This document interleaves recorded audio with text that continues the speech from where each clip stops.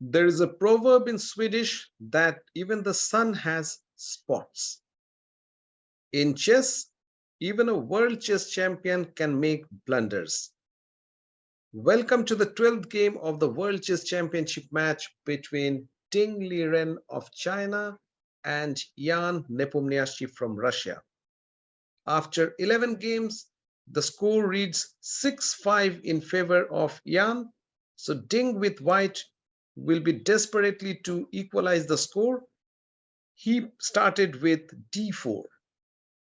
After knight f6, knight f3, d5, we have the first important moment of the game. White played e3, which is the Colle system. Well, the Colle system has a very modest reputation, and clearly Ding wants to take his opponent out of home preparation and wants to play simple chess and gradually develop his attack. Black played c5 and white went knight bd2. In this particular opening system, white has two main ways of activating his c1 bishop. As you can see, the bishop is blocked by his own pawns. So white will aim to play either c3, which is the traditional way of playing this Colle system, with the aim of playing b4. First he will take dc and then he will play b4 and place his bishop on b2. This is a sort of reversed semi-Slav defense plans. So semi-Slav is considered to be one of the very good counter-attacking defensive systems by black. So here white is trying to mirror the ideas of black with an extra move. Or white can sometimes play b3 with the idea of directly bringing out his bishop. And that will be coordinated with the another bishop on d3. So the bishop on b2 can aim dangerously on black's king side. So this is white's main idea in the Colle system. And this particular idea is called the Zuckertort variation of Colle system. Well, Zuckertort was, incidentally, he was the challenger of the first Fide World Chess Championship match, which was held between Steinitz and Zuckertort. So this particular line is named after him. And it is irony that after almost 150 years in the World Championship final, his opening is employed by Ding. So here black cuts across white's plans. He played cd4 right away. He says, okay, I don't want your bishop to be get to this diagonal. So I'm blocking that diagonal, and I'm happy if your bishop is open on c1 h6 diagonal. So he takes this pawn and played queen c7 at once. White played c3. So we have an idea where in future, in this imbalanced situation, black will try minority attack. We have already seen this particular pawn structure twice in this match, in the third game and in the sixth game. In the third game, we have the opening from Queen's Gambit declined. I'll just show you a few opening moves, and then we shall see the similarity between this and that position. Here, white played bishop g5, and this was the opening structure. And here we have this structure. So just compare this and this. Well, it seems the pawn structure which black has in this game, in third game, is the same pawn structure which white has in this game. And in that game, I had clearly explained the plans which either side can use in this type of position.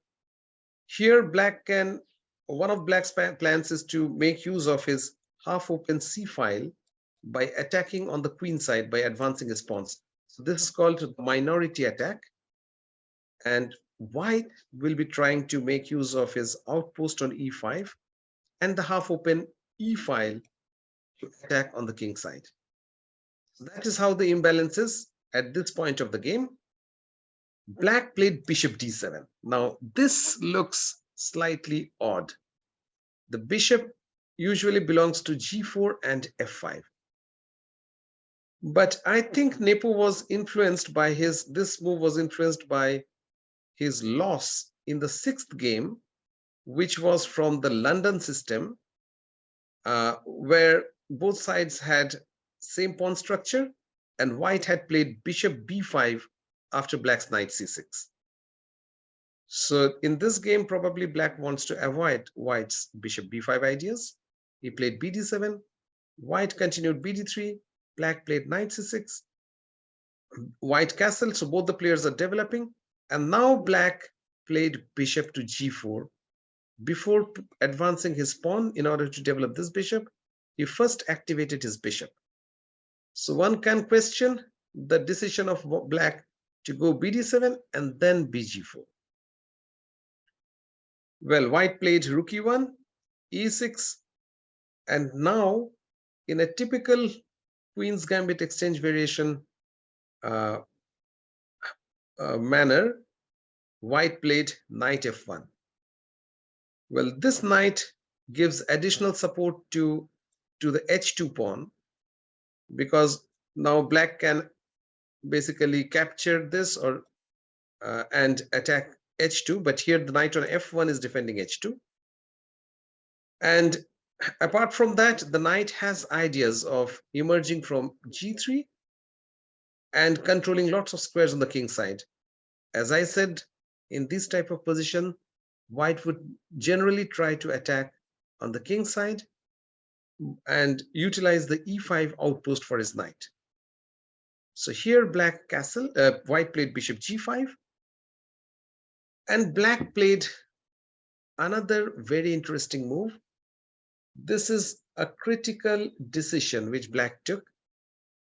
He castled, allowing white to damage the pawn structure in front of his own king. Now, white would have access to these squares h5 and h6 because black no more has the g7 pawn to defend. So that is why the double pawns is weak, and especially the king is weak because of this double pawn. But as I have marked in red, black also has got counterplay with his rook on the g file. So this position is very interesting. Black takes a conscious decision to weaken his own king in order to attack white. So anyway, white took bishop f6, gf6, and then white continued knight g3. And here black could have played king h8 in order to play rook g8.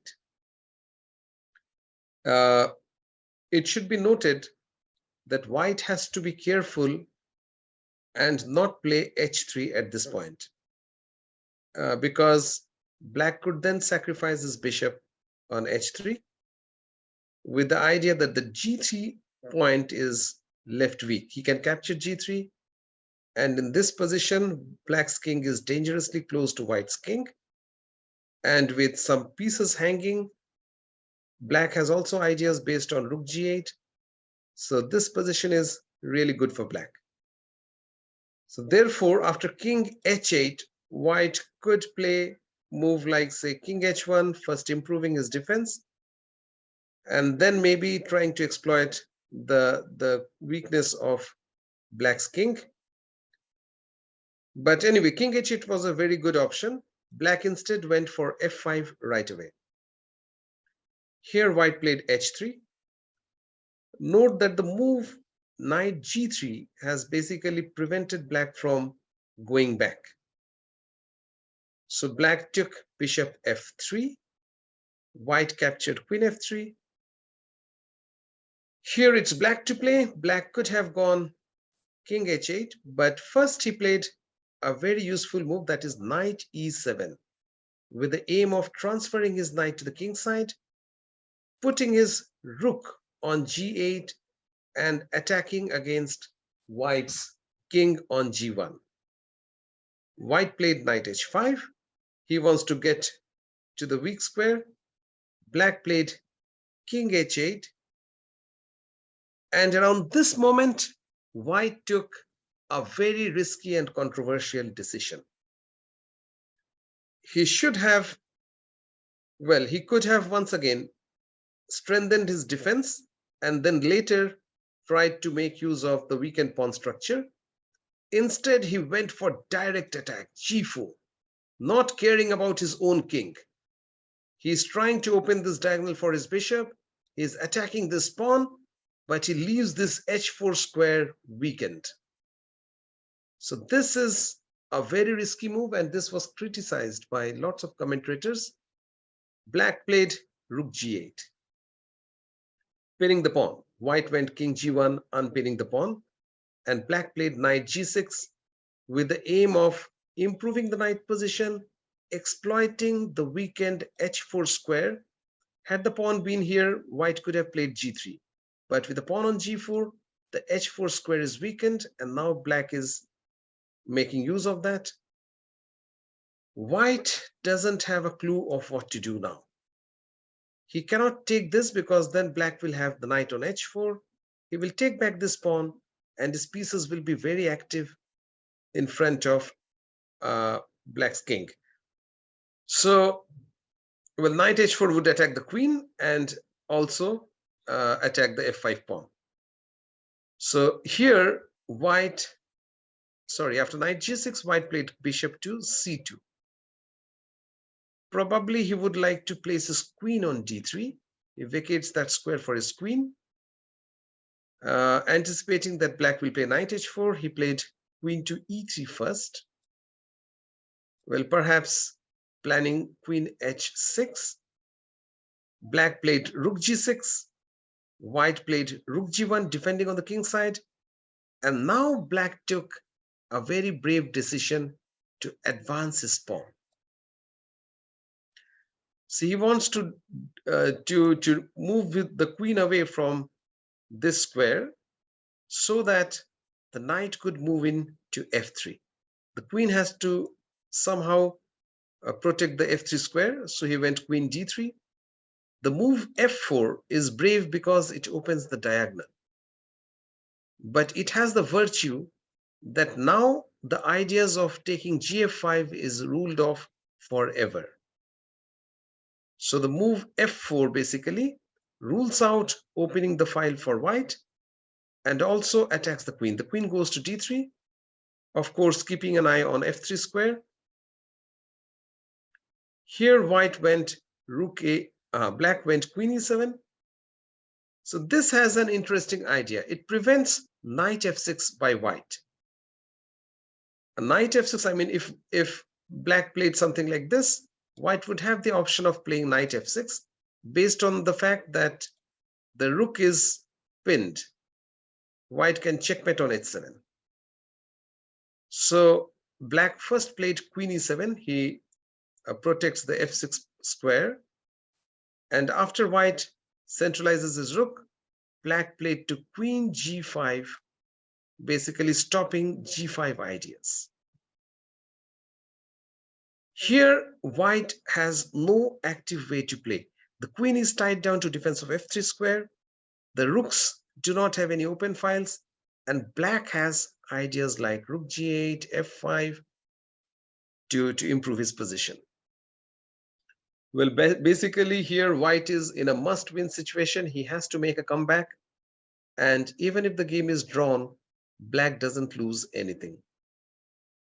Here, if white tries to exploit the lack of queenside pieces of black by attacking this pawn, black could simply move in knight f3, forking both the rooks. And we always have to keep this in mind that whenever white takes bg6, black will recover hg6. This knight is trapped. So black will not only get one piece for a rook, but he will get two pieces for a rook. And a move like queen b7 can be thwarted by simple rook b8. Now, black will win one of these pawns. He will win the knight, and he will have a winning position. So queen b5 was not a good move for white. he played the move c4 instead. c4 is a pawn sacrifice because when black captured, white cannot take back. As we have seen, the queen has to guard the f3 square. The knight can move to f3 once again, winning an exchange. So here black took on c4 and white went queen c3. Black went b5. So black is a pawn up. He's defending this pawn. See, one of the ideas which white can have is d5 check. The queen indirectly is on the same diagonal of the king. So he can play discovered check. But it's not so effective here because black can simply block the diagonal by pushing his pawn. So white has this idea in mind, but maybe at a more favorable moment he will play d5. So here, after b5, white went desperately. He's a pawn down, he went a4. And this position is clearly good for black. Well, white could have taken bg6, but as we have seen, at g6, the knight is trapped. So black will get one more piece for a rook. He will get two pieces for a rook. White played a4. And the simplest move for black at this point was a6.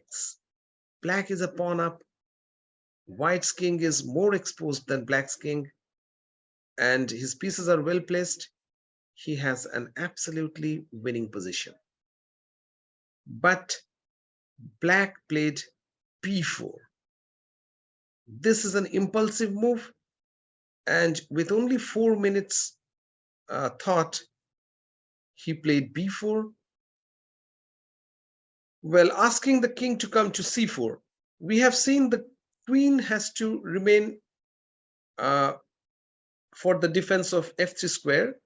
But after queen c4, we have a different equation. Now directly knight f3 is not good because we can play queen c6 attacking the f3 knight as well as a8 rook. In the previous positions, the pawn was on b7. So this option was not there for white. But that is why now queen c4 is possible. And black moved his rook first, preparing knight f3. At this point, white played queen c6, defending against knight f3. So black had given back the extra pawn which he had. We have equal material. White is attacking the bishop and also defending. Well, the decision of playing b4 was questionable because white got counterplay after queen c4. But even here, black can win if he plays accurately. But he has to play the only move to win. That is, well, before revealing the move, if any of the viewers want to improve their powers of calculation and imagination, they may pause the video here and guess black's next move. Black should have played knight to f5 in this position. The idea is the knight defends the bishop, it attacks d4 in some variations, and most importantly, it vacates the h4 square for the queen. This is a fantastic resource because, well, if white takes the knight, black will also take this knight and threaten checkmate in one move. Now the rooks and queens are very dangerous and black is winning. And of course, if white plays bishop f5 with the idea of taking on d6, black could first play queen h4, threatening checkmate, and white doesn't have any satisfactory defense. If he retreats with his queen, then of course the bishop is attacked no more and we can take this pawn. And if the king comes up, then, well, then the g pawn is pinned and we can take these two pieces with our queen. Or maybe we can simply take with the pawn, supporting this and perhaps attacking this and g4 as well. So the move knight f5 was a winning move for black, which he missed over here. And he played bishop b8 with only 1 minute thought. Nepo had more than half an hour on his clock to think in this crucial position, and a correct move would have made him virtually the world champion had he found knight f5. But strangely, he kept on playing fast and he kept on blundering. He played bishop b8. And white also had a very great move in this position, which he missed. So once again, the students of chess who have the intention of improving may pause the video and guess white's next move.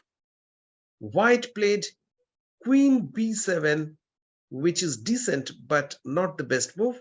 He could have played bishop g6, winning at once. Well, bishop g6 is obvious move, winning the exchange. But as we have seen, edge g6 also attacks the knight and the knight is trapped. It seems black is winning, but white has the resource d5, with the idea that if the queen moves away from g5 square and it takes this, white's knight will have access to f6 square. After take, knight f6, white is an exchange up and winning.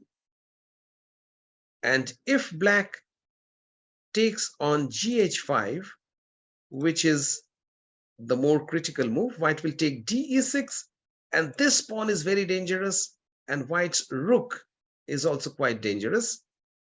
So this will enter the game with mating attack. Here I would like to show you two variations to demonstrate how white can win from here. One of them is he can play queen e7, defending with his queen, but then white will take ef7, queen f7, queen h6 check, forcing the queen to go to h7, and then playing queen f6 check, picking up the knight on h4 with a winning position. The other defense for black is queen f6, pinning this pawn. But now white has queen d7 with the idea of maybe taking or pushing. Black takes this, white would capture, black's queen would go here. And the reason why I wanted to show you this position is we have a very spectacular position after this.